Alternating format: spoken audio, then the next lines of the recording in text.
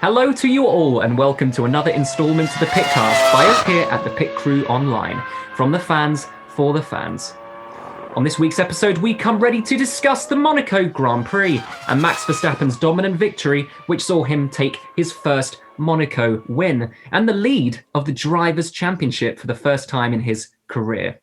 I'm your host, Adam Wheeler, resident IndyCar editor at ThePitCrewOnline, and joining me today are two very special guests, one of which returns after a fair few number of weeks, it's fair to say, on the sidelines after spending a few man-hours editing out my gaffes in some of our latest PitCast installments. By this point, he's probably got, a no-context Adam Wheeler Twitter page just waiting in the wings ready to spring up on me, but he's back, of course. It's our Formula 2 and Formula 3 editor, James. How you doing, mate? I'm good. It's good to be back. I honestly can't remember the last time I was on this. I think it might have been before the F1 season even started. Yeah. I mean, I wasn't even on for the end of season review. I think we did the Ferrari episode and then, and maybe the Alpine episode. And then, and then you disappeared for a few weeks. Where did you go, man? I've been around. I think I've just been... was on quite a few in a row, so it was nice to have a bit of rotation, let some other people in. It was like one of those shepherd's crooks came and just hooked me off the chair so that someone else could have a go. But I'm back. You can't get rid of me now. No. And also joining us today is a debutante on the PitCast and our newest contributor at the Pit Crew Online. I'd like to welcome Jess to the PitCast. Jess, first of all, how are you? And second of all, could you tell us a bit about yourself? Yeah, hi, I'm good, thank you. Nice to see you guys. So I've been an F1 fan for as long as I can remember. I don't think I've ever not watched a race in my entire life. Probably once when I was maybe at football or something, but yeah, that's sort of me in a nutshell, really. There isn't much more to me after that. Well, I mean, that's enough for us. You're a motorsport fan nut. That's, that qualifies you to be on here and talking with us for the next 40 minutes. So enjoy. It's good to have you here. It's good to have you at the Pit Crew. It's good to be here. Yeah. So before we dive in, if you're new to the channel, please like this video and subscribe, whether you're viewing this on YouTube or Spotify. We're very grateful to those of you who have been tuning in to our midweek ramblings, and we really do want to grow our audience through this season, so your ongoing support will be greatly appreciated. But let's get into it. This weekend has to go down as a missed opportunity for Charles Leclerc, doesn't it? I mean, took pole position, had the problem with the left drive shaft, which manifested itself on the reconnaissance lap, and ruined any chance of a win. Guys, how much sympathy, do you have for Charles? Let's start with James. You can't not have sympathy for him. I mean, after the couple seasons he's had with the torrid Ferrari last year, and then this year, the signs of improvement, but still not there. The fact that he's never had any success at Monaco throughout his junior career, throughout F1. The fact that he managed to get a Ferrari that was the quickest car in the field, or one of the quickest cars in the field, that he put it on pole at his home race. It's the race that if you put it on pole, you're almost certain to win it. Oh, it was gutting. It was, we were all there on, Sunday afternoon waiting to hear what was happening with the gearbox. And they said, everything's fine. He's going to start on pole. And then I remember watching him come out of the tunnel and hearing the radio, him going, no, and with his head in his hands. And it was heartbreaking. I was really hoping they were going to turn it around in the garage. It was just going to be a quick Control-Alt-Delete reset or something, or a software issue. But it was just heartbreaking. Yeah, and going back to what you said about in these junior categories, he didn't even make the checkered flag in any of those F2 races. So what is it, about Monaco that Charles doesn't like? It's like he's cursed. It is that famous Monaco curse that everyone talks about. It's unbelievable. It'll break sometime, though. Definitely. I mean, Max Verstappen had the Italy curse, didn't he, until this year? That's true, yeah. Jess, what did you think? Have you got sympathy for Charles? Yeah, I heard that radio message and my heart sank for him, because for the same reasons that you guys have said, I just sort of want him just to finish. That would be quite nice. But yeah, I think with the eventual outcome of the race, I guess he probably would have ended up, if not on the podium, then definitely, winning or something. I think this was his opportunity. It's definitely missed. But for me, it's not a blame on him necessarily. Hopefully one day we'll get a really nice story out of it. Maybe this time next year. Well, It's funny to draw the parallels, isn't it, from Max Verstappen's time in Monaco a few years back, where he famously crashed in FP3, and then he almost ruined that race weekend where everyone thought he was going to be on pole, binned it in FP3, and then couldn't do qualifying, and that effectively ruined his race weekend. But here we are a few years later, and a certain someone eventually did finish on the top step of the podium. So maybe there is hope for Charles in the future. But moving swiftly on to I want to talk about Ferrari's pace. Guys, where did that Ferrari pace come from? Because it was a genuinely quick car from the off. And we saw glimpses of this throughout the season, but I don't think anyone suspected them be that quick at Monaco. So, yeah, what do you make of Ferrari? Let's start with James. You and I were joking on in Thursday practice, weren't we, that the Ferrari looked so quick that maybe they just built the car for Monaco to give Leclerc a home win, and like it backfired last year because Monaco was cancelled. Yeah. But I think, the Ferrari this year, they've definitely made a step forward, obviously, but we've seen in the races so far, they've been quicker in the kind of slow corners, and it's really been on the straights and the high-speed corners they've been held back. And that's where McLaren's been able to be quicker with their engine in their package. It's been a lot better in high speed conditions. So in the low speed corners in Monaco, obviously the Ferrari was just perfectly suited for that track. It's a weird track to make a car for, but it's just perfectly suited for that combination of slow speed corners and no punishing straights or anything. Yeah, I mean, it makes you wonder, doesn't it? You know, what are Ferrari going to be like at Hungary, or what are they going to be like at Singapore, for example? You know, those kind of tracks might really suit those cars, and maybe they will have another opportunity of fighting for the podium and make that, you know, that juicy fight with McLaren and Ferrari for third in the championship all the more sweeter. It might be, you know, McLaren fighting at one track and then Ferraris are coming back at another. It's, you know, it just adds another dimension, doesn't it, to that whole fight for that place in the constructors, Jess? Yeah, it's very similar to, for me anyway, to the Red Bull a few years ago, because they used to, and not so much now, they've sort of got a very much more well-rounded car. But 5 years ago, I'd say they had a car that was almost designed for Monaco. And Hungary is their strong track. And like beginning of last year, we were saying, at the beginning, they're Red Bull tracks, and this could be really good. And I think Ferrari have sort of made a similar step forward for me. Obviously, they've had all the issues in the last few years, but they've definitely made a step forward. And it maybe aerodynamically, they've managed to sort of switch it up. So it's a bit more in the style of that, the slow corners and stuff. So yeah, I think they've definitely made a massive improvement over the last 18 months. Yeah, I think that a lot of the drivers were saying that, well, Leclerc and Sainz were saying that they were finding that the car was much easier to handle, maybe that they thought that it would. We said in the previous episode that Ferrari spent a lot of development tokens over the winter on the rear of the car to really focus on that rear end stability. Whether that came into play at Monaco, we can't really know for sure. But it's interesting to compare, you know, the way that the Ferrari drivers are feeling now with their car, which last year, 12 months ago, was undrivable, to, you know, maybe a certain Daniel Ricciardo who was struggling with the McLaren this race, to James's dismay. But you leave my Daniel Ricciardo alone.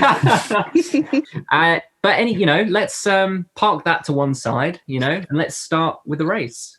It was a typical Monaco race, wasn't it? And that's, that's all we can say about it. It was a typical Monaco race. It wasn't the greatest spectacle. It wasn't the greatest watch. But let alone, there were still things that happened. And, Verstappen inherited the lead and then led from start to finish. The race was kind of decided from the rest of the drivers about who could master the overcut, essentially. And a lot of drivers did master that, which we may touch on a little bit later. But just want to ask, was there really any genuine threat to Verstappen once Leclerc was out of the race? Jess? No. I'm just going to say no, because I think the Ferraris were quick, but in the race, I think Verstappen just had one over them. I think had Leclerc started, it would have been a really interesting race to watch, where Verstappen and Leclerc would have been so close to each other. It would have been so interesting, but I just think that with Sainz essentially still getting used to that Ferrari. He didn't quite have the pace on Verstappen on Sunday.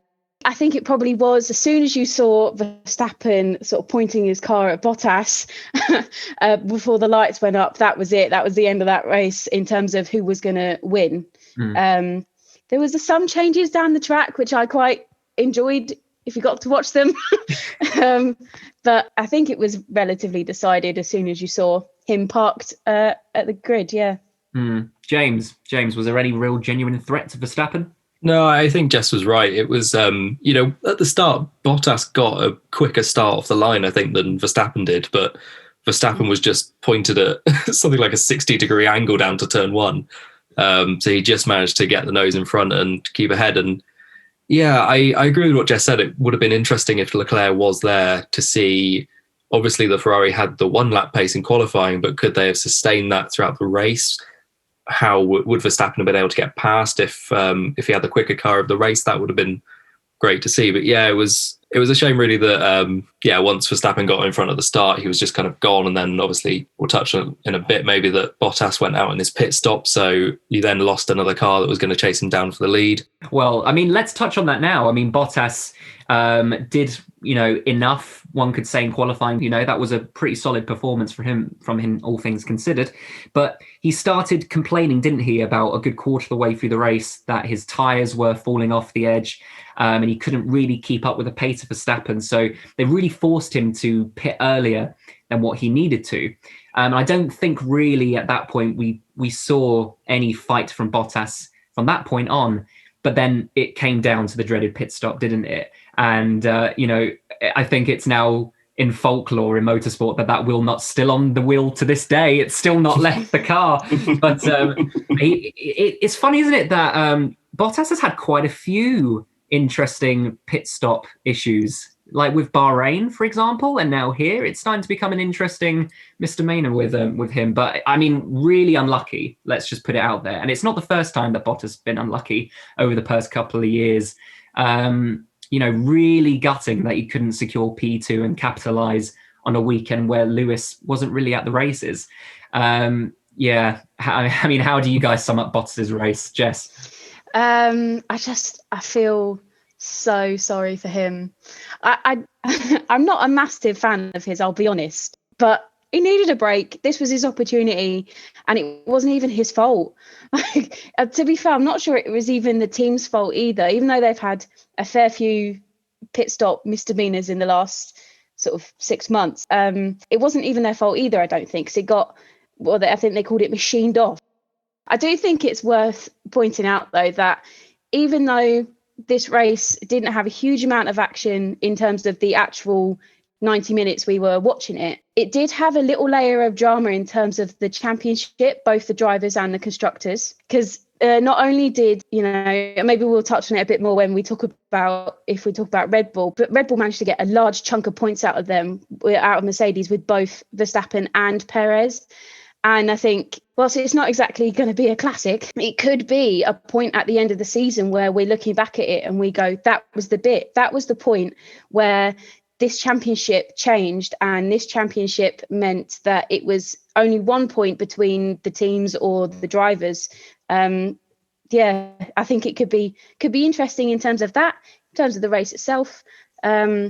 It wasn't a classic. It's really important that actually, for Red Bull and Verstappen, we've talked ostensibly on this podcast about how real swings and margins will make the difference across the whole season. And, there's been a kind of danger that Red Bull were missing out on one too many chances over the past few races. But they really did capitalize. And that is really important heading into Baku. James, do you agree? Yeah, I think it was.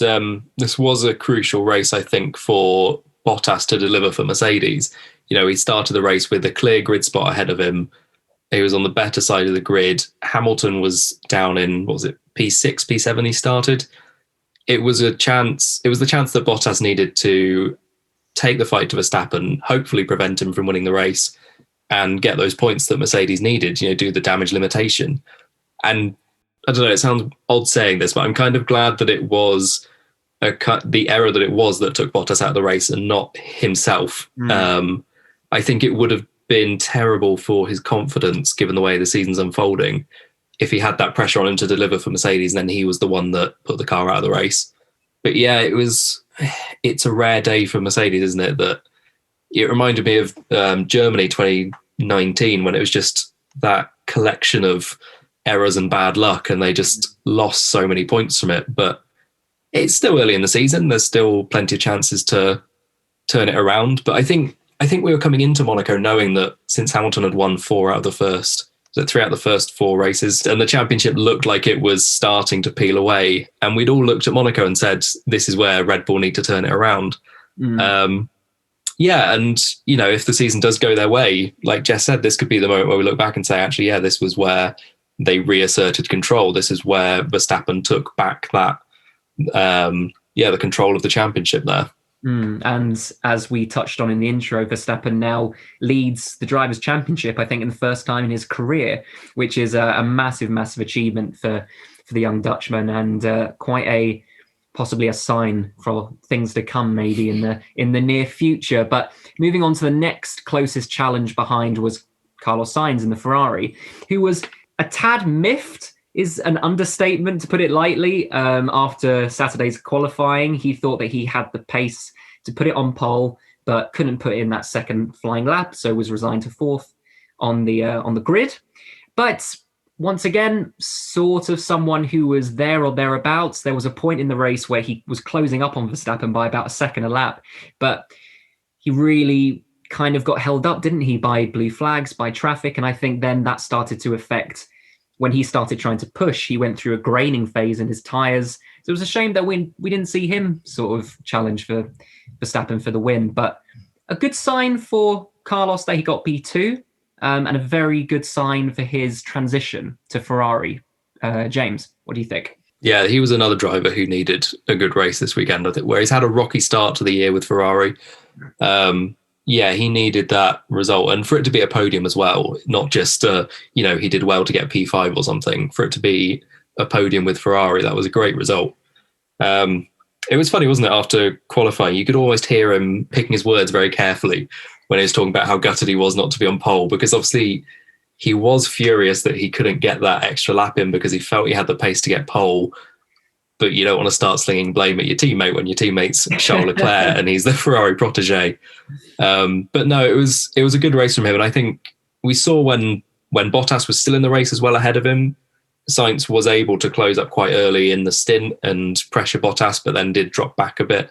And like you said, the same thing happened in the second stint when he was chasing Verstappen.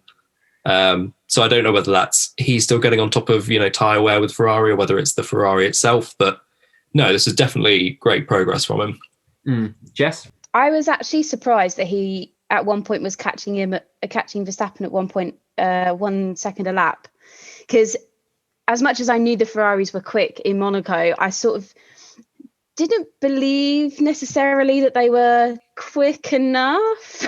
So I thought you were going to say you didn't think Carlos Sainz was quick enough, and I was about to fight you. I was going to fight you in IRL, but it's fine. Carry on. No. I mean, we can do that, another time. I'm sure there'll be other conversations. I think, he's getting used to the car, isn't he? So, it was a very, very good result for him. I think he definitely needed it to sort of squash the comments that were made, especially when he initially moved over, that after the 2020 season Ferrari had, I think he sort of squashed any comments that he made the wrong decision, or it's still relatively early days. We've still got a long season ahead of us, but it's definitely a good sign to come that he can at least almost pick up the pieces where essentially the lead driver in that team is either not there or just hasn't put in a result. I think it's really good for him. Yeah, and as you said, a first podium for Ferrari. That's going to be something to remember for a few years. And he's done it for McLaren, and now he's done it at Ferrari. So potentially good things to come for Carlos Sainz. But swiftly on, let's move on to Norris. Another podium for Lando Norris, and a third in the Drivers' Championship. Unbelievable. Second podium of the season, should put it out there. Did well to hold off Sergio Perez in the closing stages of the race. Genuinely thought that Perez was going to catch him, but that did not happen. And interestingly, though, he struggled quite a lot with that McLaren car. He called it undrivable at some point on the radio, and requested complete radio silence for the few final laps to hold off Sergio Perez. So it kind of, you got this impression that he was really trying to concentrate and really try to knuckle down to hold on for dear life. But great race for him. And we got to see a Carlos and Lando podium for the first time, which cleansed the soul for what was a pretty dull race. That was quite a nice reward for having to watch all of that. But and also he called his qualifying lap one of his best in Formula One. So how do you sum up Norris's performance, Jess? Well, really good, I guess. He's been showing his talent, I guess, over the first few races of this season, and he's really impressed people. I think the first couple of seasons that he was in, he was the rookie, and then people saw him as quite young because he's quite a personality, I would say, on social media. I don't know, I think some people don't take him seriously, but I think this season he's really proving his worth. And I noticed that, I think it was about lap 58 or 59, it was about 20 laps to go anyway. He said that he had basically lost all grip in his tyres, or he was really, really struggling. So I think, yeah, he probably just, as you say, needed that radio silence just to concentrate on the fact that Red Bull was hounding him quite a lot. So, and I think had it been any other track, he potentially wouldn't have stayed there long enough. But the glory, or, sometimes the issue with Monaco is that the passing is a bit difficult. But it made it quite interesting in the last few laps, I guess, to see if Perez would catch him. But yeah, I think he did a really, really well and had a really good performance this weekend. Yeah, James, would you agree? Oh, definitely. Yeah, he's shaping up as one of those drivers of the season, isn't he? I think Verstappen, Hamilton aside, he's probably going to be that driver of the season. Maybe Leclerc, we'll wait to see how it shows, but it's just becoming another typical Lando Norris weekend, isn't it? Just pull out a mega quali lap, get a great result, stick it on the podium. Why not? I think it shows as well that his comments about the McLaren being undrivable, this was clearly a track that McLaren was struggling at relative to Ferrari. And yet he still pulled this result off, and he still managed to hook it together and still outperformed Ricciardo, much as it pains me to say it. Yes, James. I mean, your star man would not have picked up many fancy points this week, but he was saying over a lot of interviews that he was, looking at the data that Norris was doing, and he was just saying how he just couldn't get his head around how Norris was driving this car, and he was really struggling to adapt to his driving style. So a little bit concerning there. Would you agree? It's funny that Norris was saying something similar to that with Carlos Sainz when he first came into McLaren. But yeah, I think Ricciardo's been quite honest in interviews recently, saying that obviously Norris has had 2 years to get up to speed with the McLaren way of working, the McLaren concept, whereas Ricciardo's jumping straight in from a very, very different car with the Renault before. And we saw when he joined Renault as well, it took him a little bit to find his feet with that car compared to the Red Bull he'd been used to. So whether it's just a case of he's trying to find how to adapt his driving style to the car now, and it's just taking him a little bit longer for some reason, I don't quite know why that would be, but I can't really remember, to be honest, how long it took him at Renault to get his feet properly under the table with that car. It sort of was it about half a season or 3/4 of a season? It felt like about half a season, I think. Yeah, there were sort of like steady signs, and then there was like a breakthrough weekend, wasn't there? Which I thought he had in Barcelona, to be honest. He had a very good weekend there, but yeah, maybe that breakthrough's still to come. Yeah. Hopefully Baku. Hopefully. Let's move on to our driver of the day nominations, because there's been a few drivers who we've mentioned, and there's a few drivers who we haven't mentioned, that maybe this is your opportunity to speak now and give them praise and credit. There's a few drivers who had some wonderful strategies, that had some wonderful moves up the field. One of those I just want to put a shout out to was Sebastian Vettel, who, played the overcut absolutely perfectly and finished home in P5, which is his best result for Aston Martin Racing, and in front of Lance Stroll. And I think we're starting to see possibly something click there with Sebastian, and it's really nice also to see him happy with that team as well, because I was really worried personally after the first few races that there were tensions. But it's nice that Seb can finally, prove some doubters wrong, one could say. Jess, is there any other shout outs you want to say to any of the others? I think I want to give a shout out to Perez, because it was definitely a Red Bull team play, but he just took advantage of that as much as he could. And he had the pace, because the Red Bull had the pace all weekend.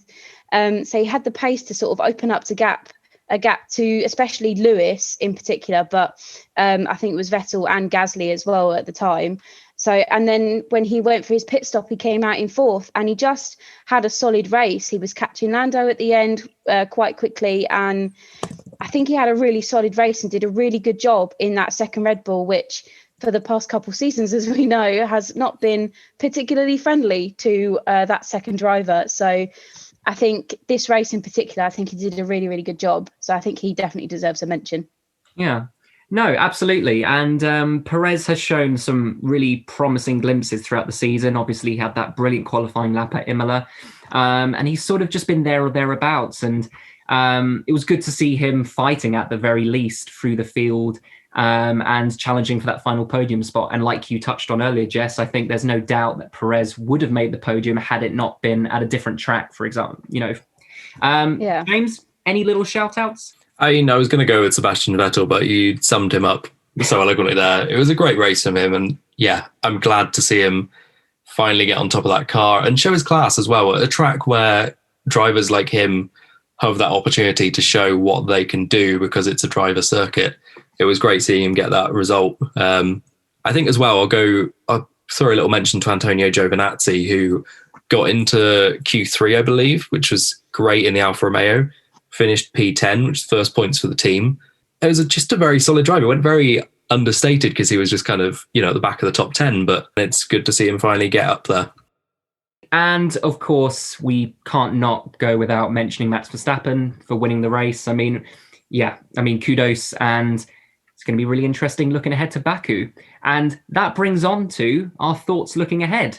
And I think the thing that I'm looking most forward to, or the most interesting looking forward to Azerbaijan, is seeing how Lewis Hamilton's going to bounce back after, what was a really below par performance in 7th place. And I think we've noticed over the past few years that whenever Lewis Hamilton has one of these weekends, like Nico Rosberg says, he just always seems to come back with grit and determination and just really fights for the result that next time out. And I think we could see a very determined Lewis Hamilton, and I think he possibly is going to be gunning for the win.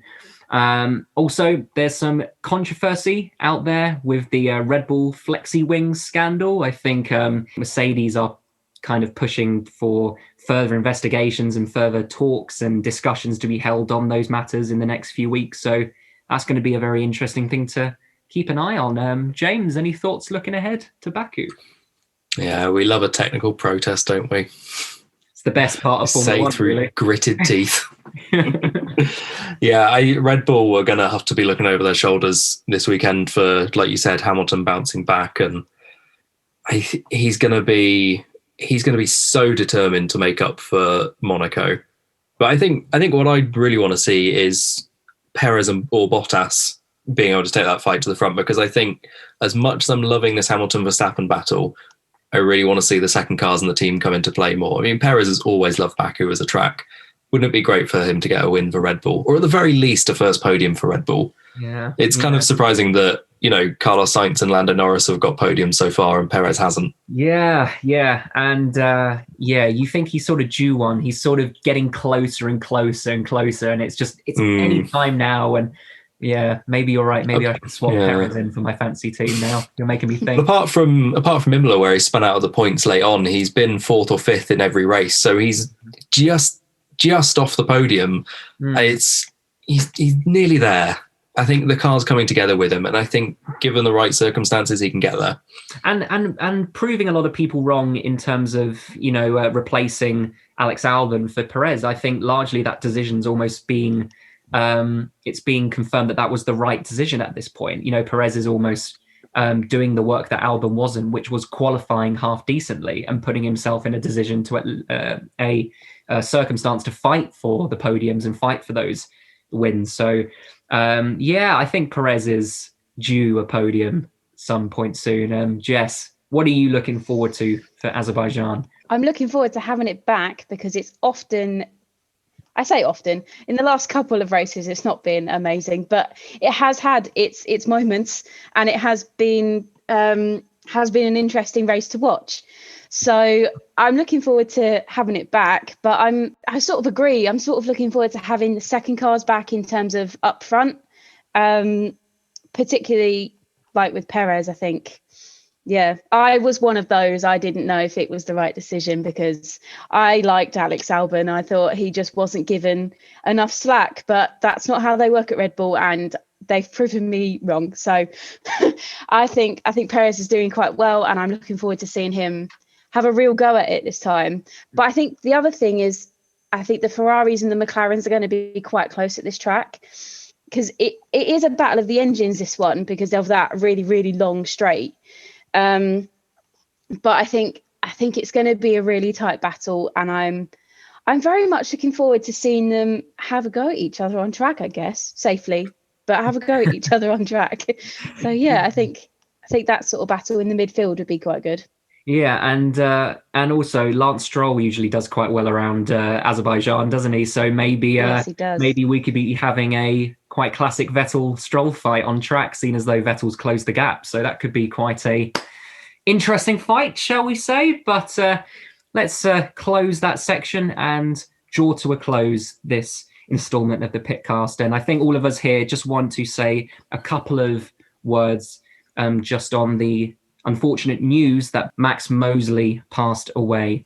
And to all the fans across the motorsport world who knew him as the head of the FIA, and also for his integral role in safety and improving safety in Formula One, it's obviously a sad loss, and it's obviously a loss that will be felt among many members of the motorsport community. And I think we just want to take a few moments here just to wish his family and friends condolences, and just mark his memory.